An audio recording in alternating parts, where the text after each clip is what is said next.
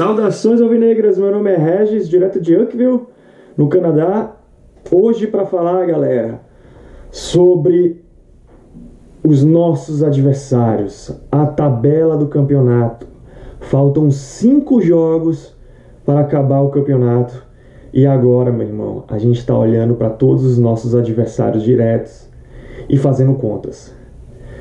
Pois é, galera, eu fiz contas. Fiz bastante contas aqui, criei uma metodologia diferente para tentar avaliar o nível de dificuldade que os nossos adversários vão ter até o final do campeonato.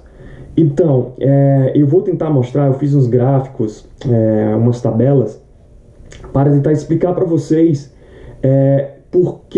como eu cheguei numa tabela de nível de dificuldade dos nossos adversários. Vamos lá, galera. Primeiramente, vamos falar quem são os nossos adversários diretos na luta até o final do campeonato contra o rebaixamento. Eu separei 6 times. Na tabela atual do campeonato, vai do América Mineiro, que é o penúltimo colocado, até o Ceará, que é o 14º colocado. São eles os times Ceará, Vasco, Sport, Chapecoense, Vitória e América Mineiro. Esses 6 times eu avaliei quais são os jogos desses times até o final do campeonato. Vamos começar pelo América Mineiro, né? Tem 3 jogos fora de casa e 2 jogos em casa. Vamos lá para o Sport, né? O Sport tem 3 jogos em casa e 2 fora. O Ceará tem 3 jogos fora e 2 em casa. Chapecoense, 3 jogos em casa, 2 fora. Vitória, 3 jogos fora, 2 jogos em casa. E Vasco, 3 jogos em casa, 2 jogos fora. Eu não queria avaliar o nível de dificuldade pelos jogos em casa. Não, isso é muito superficial. Eu tentei avaliar através da tabela do campeonato atual e colocar o nível de dificuldade para quem está lutando pelo título, está lutando pela vaga na Libertadores, está na pré-Libertadores lutando por vaga, os times que estão lutando no Z4, né, que é a luta para não cair, e os times do meio da tabela que não estão lutando mais por nada. Eu avaliei o seguinte: os times que estão lutando pelo título atualmente só é o Palmeiras e o Internacional. Eu tirei o Flamengo ou o Grêmio porque está muito distante. Existem possibilidades matemáticas, mas é muito remota para esses times. Então, para quem está lutando pelo título, a nível de dificuldade, pontuação 5. Para quem está na Libertadores, o nível de dificuldade é 4. E eu coloco Flamengo, Grêmio e São Paulo. Para os times que estão lutando pela fase da pré-Libertadores, que não tem a vaga já garantida, mas que está lutando ali com a galera por essas 2 vagas, eu coloquei o Atlético Mineiro, o Atlético Paranaense e o Santos. A galera pré-Libertadores, eu coloquei uma pontuação de 2. O pessoal que está lutando contra o rebaixamento está sofrendo uma pressão muito grande. Então, os jogos são muito mais decisivos para esses times. E eu coloquei o nível de dificuldade desses times na pontuação 3. E quem eu coloquei? Exatamente os 6 times que eu citei, que eu estou analisando, né?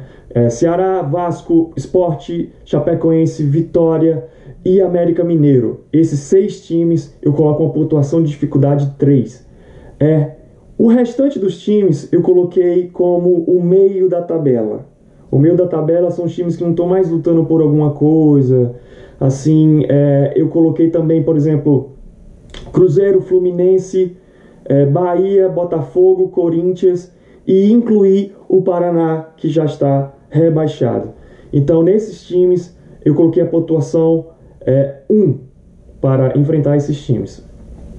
No critério, como critério de pontuação em nível de dificuldade, além desses pontos que eu citei, eu incluí, por exemplo, quem joga em casa diminui menos 1 ponto no nível de dificuldade.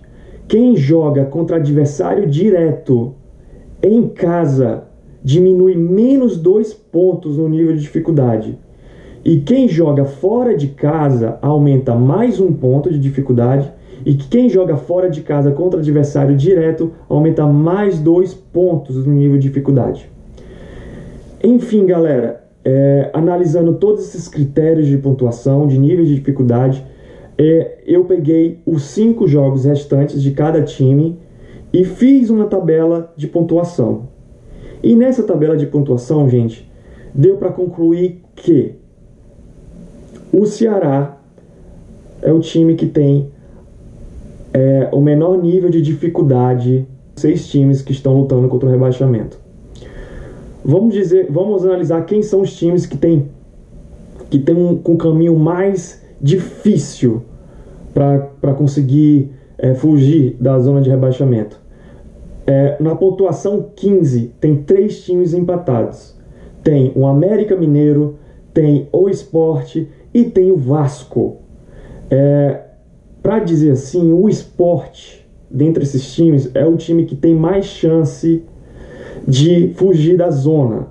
Por quê? Porque ele pega 2 adversários diretos na luta contra o rebaixamento, que é o Vitória e a Chapecoense. Falando do Ceará em si, né? O Ceará, ele pega Bahia, Fluminense, Paraná, que na minha tabela são times que estão no meio da tabela, ou o Paraná que já está rebaixado, que são um nível de dificuldade mais baixo.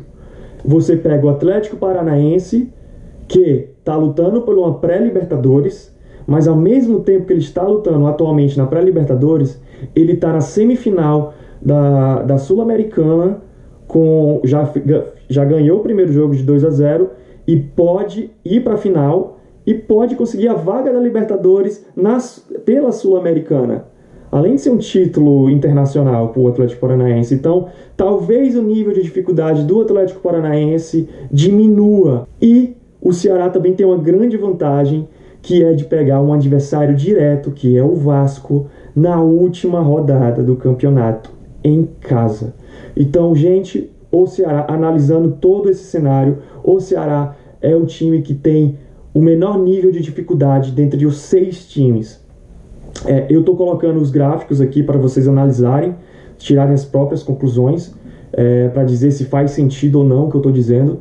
Mas é uma reflexão interessante para o momento. Claro que a cada rodada que passa, eu acho que o nível de pontuação modifica. Por exemplo, o Corinthians, que está ali no meio da tabela, um Botafogo, um Bahia, se eles perderem nas próximas rodadas, a chance de rebaixamento para eles vai aumentar.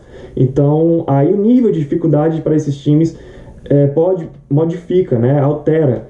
Então, mas pro momento, na tabela atual, na 34ª rodada, a gente tem esse cenário. E esse cenário está favorecendo o Ceará. Então é isso, gente. Estou aqui tentando analisar um pouco o cenário. E vamos nessa. Vamos com pensamento positivo. Vamos trazer pontos fora de casa. Eu sei que a gente tem 3 jogos fora, mas é possível conseguir pontos fora de casa.